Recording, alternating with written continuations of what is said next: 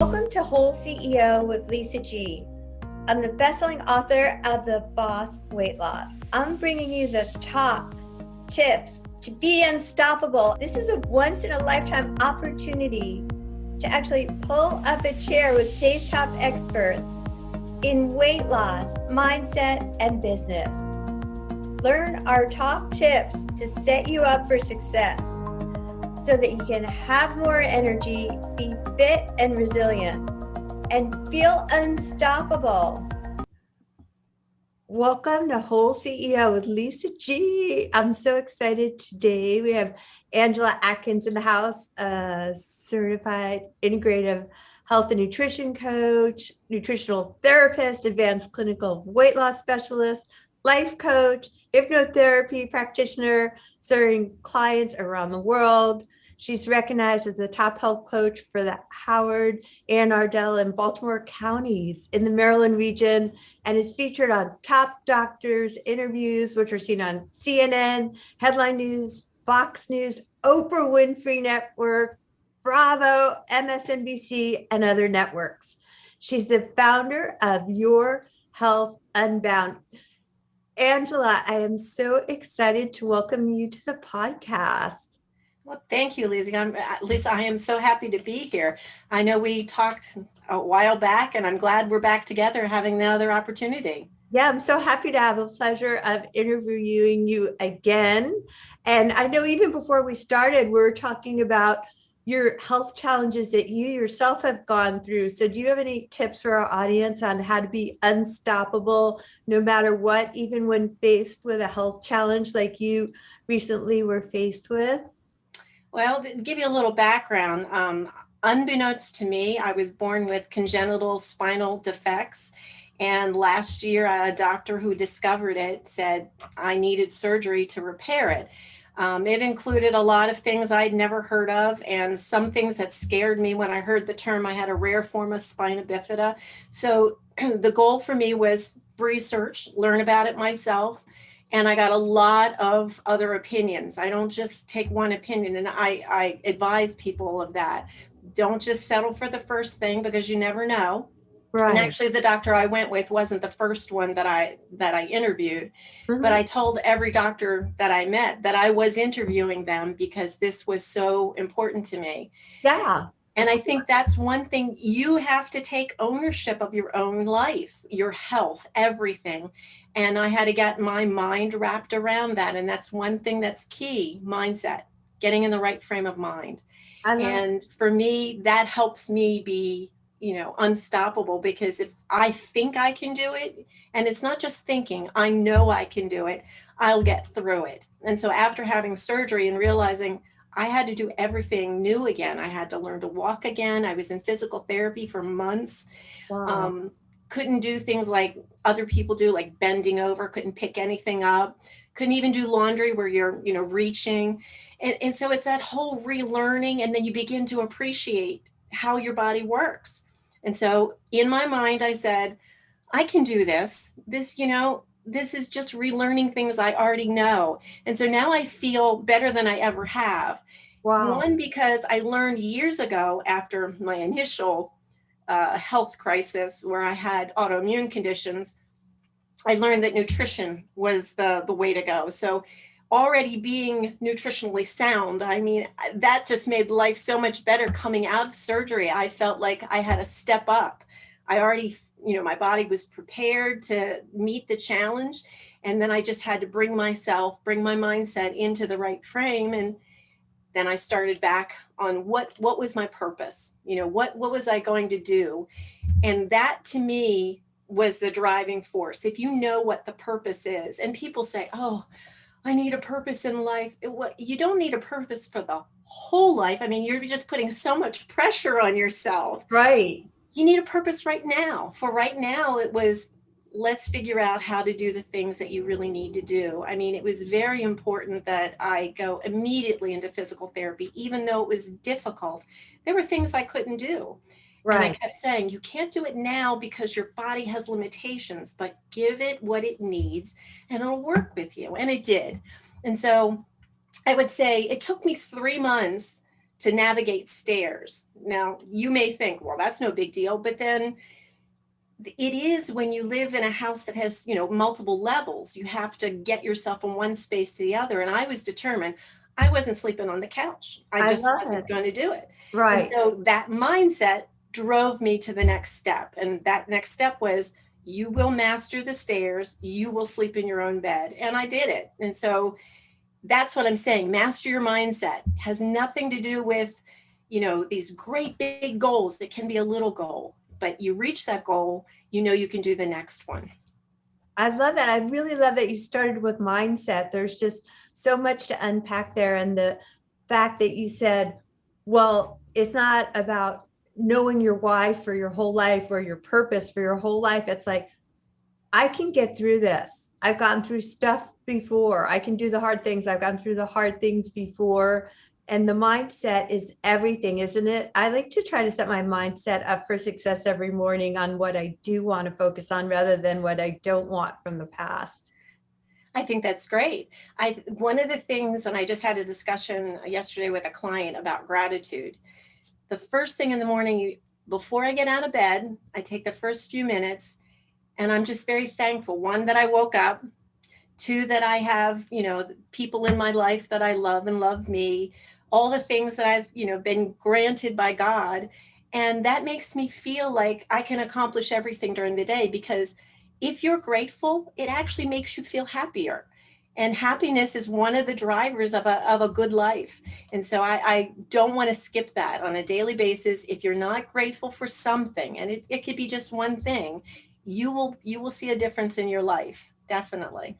I love that there's so many powerful people that speak about gratitude and how important it is and how it's almost impossible to be unhappy and miserable and be grateful at the same time. So if you choose joy and happiness for small things, and you can get through hard things because you've gotten through hard things before. I know you've helped people with autoimmune disease, and what made you be able to help yourself nutritionally through the autoimmune challenges that you've been through? Well, that's a great question, Lisa, because I get that a lot. When I was probably, I guess, in my late 40s, I grew so ill that I couldn't get off the couch. I literally was wasting my days away. I had to work as a single parent, so I dragged myself to work, and all I could do was come home and just lay on the couch. And I realized this was just existing. And so I did a lot of research. And I Yeah. said, what is it that's missing that's making me feel this way? And I had remarried, and my current husband had said, let's just start visiting doctors. Well, with every doctor, they wanted to give me a prescription. And at Right. the end of it, I was like, I had like 20 different prescriptions, and all I did was get sicker. My body doesn't like chemicals, and most prescriptions are synthetic materials that your body doesn't know how to process. Mine doesn't like it at all. It Right. really sends me over the edge. So when I discovered that I had to take things into my own hands, that I'm going to have to do this myself, I start researching. And what I discovered ultimately was poor nutrition was driving my autoimmune condition. It Right. took about 6 months to turn things around, but when I did, I felt great. My energy returned. My autoimmunity reduced to the point that I could say it was in remission. Right. And I just felt better than I had in years. It was just amazing. And along the way, I also lost 55 pounds. Oh my So it was God. that combination of learning what was right for my body, and my body responded. And then that was your inspiration for helping others to do the same and overcome that. Absolutely. And I actually looked at my husband one day. It was like a eureka moment. I said, I figured out how it works. I've got to go tell everybody. I've got to figure out how to help other people, and especially other women, because women tend to put themselves last, especially people who are nurturing others, like Right. mothers or caregivers. And you think you're the last person you should help, when it should be the other way around. So now my goal is to help and teach other people, guide them through the process of put yourself first, because when you're the best you can be, you can then give the most that you have. So it's a very different concept for many women. I love that. I love the fact that you talked about gratitude and putting yourself first, and about how so many of us, we not only don't put ourselves first, but we're so hard on ourselves. Like we don't look to all the goodness and everything that we have accomplished and reach around and pat ourselves on the back. We're always looking to the future and like, I haven't done this yet. Why aren't I there? And look at so and so, and there they are with their perfect this and that.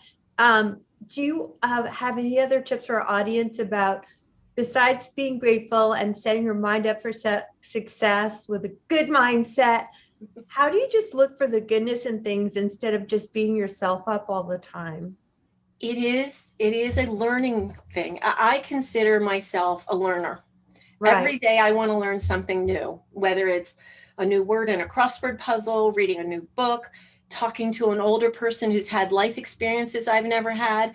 All those things provide me learning opportunities. And in those learning opportunities, I try to find the goodness out of them. Sometimes you hear about horrible things and you think, where's the good in that? Well, the good Right. in that is your response. So you hear about someone, give you a great example. My husband's a sweetheart, but he's ex-military, so he seems rough and gruff.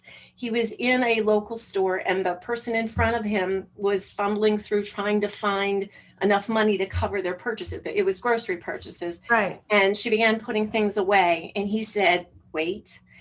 And he pulled out money. He said, let me pay for it. And I'm like, oh, that's so sweet, because what you did changed her life.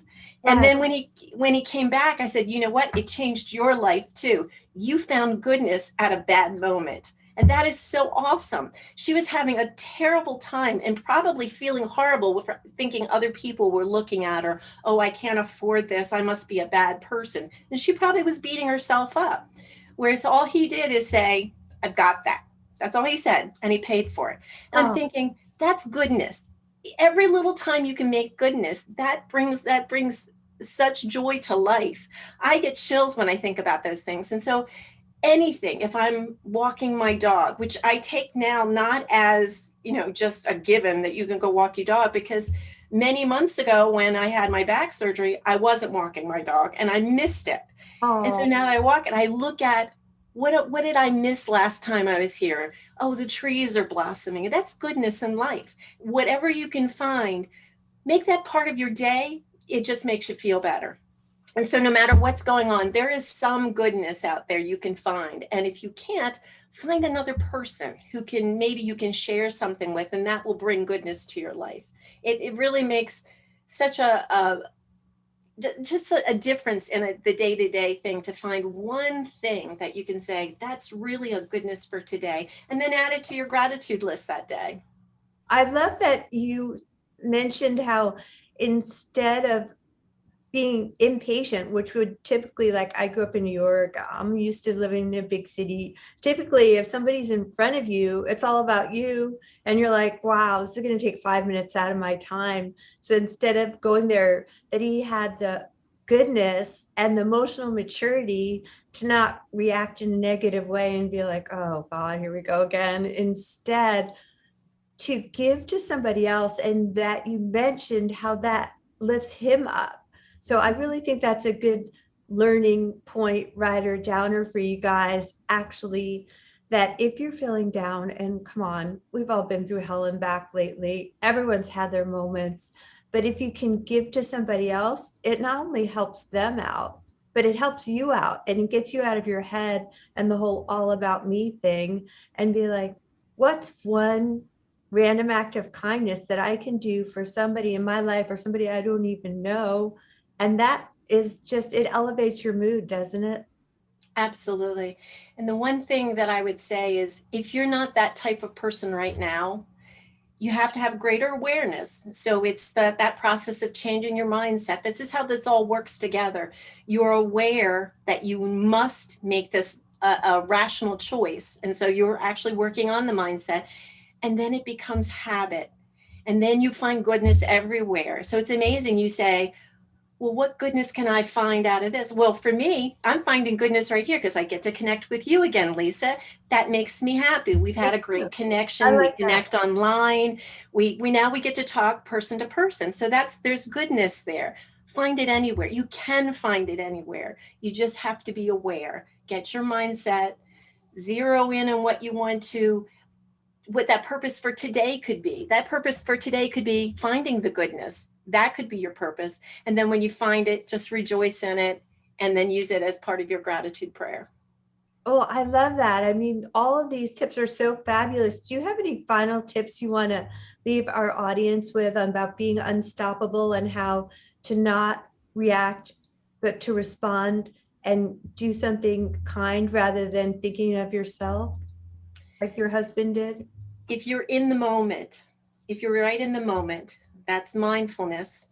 In the moment, if you have that awareness, you are unstoppable because you're allowing things in. So all I say is don't close yourself off. Don't say, I can't do that or I won't do that, because you can't and you won't. But if you say, maybe I can, it kind of changes your outlook.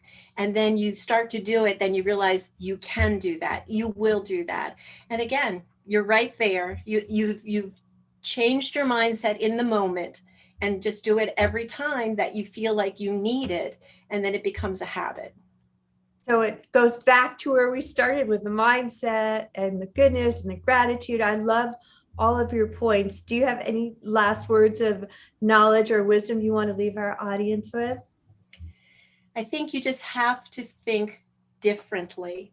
If you're the kind of person that always said, I can't, again, you won't, because you're telling yourself. But if you tell yourself, I can, you will. Just remember that. If you tell yourself, I can, you will. I love that. And I love how you knew that because you've overcome stuff before that you can and you will. And you're so wise. Where can people find you? Well, right now, I've kind of been excused from mainstream media. They don't like people who talk the truth. So I have a Telegram channel. If anybody is looking, just go over to Telegram and just type in my name, Angela Atkins, and you'll come up and find me. I occasionally post also on Parler just because it's there, mostly memes about health and different things. But I have a group and a conversation ongoing in Telegram. So that's probably the best way. Or join my mailing list. I'm over at yourhealthunbound.com. And I send out, useful information and, events that are going on. So I'm happy to have everybody over and join me. Love the conversation. Wonderful. And you and I reconnected even on LinkedIn. So people can find you there too, right? Yep, I am still on LinkedIn. Okay, awesome. Well, thank you, Angela. Your wealth of wisdom for our audience. Thank you, Lisa. I'm so happy to have this conversation.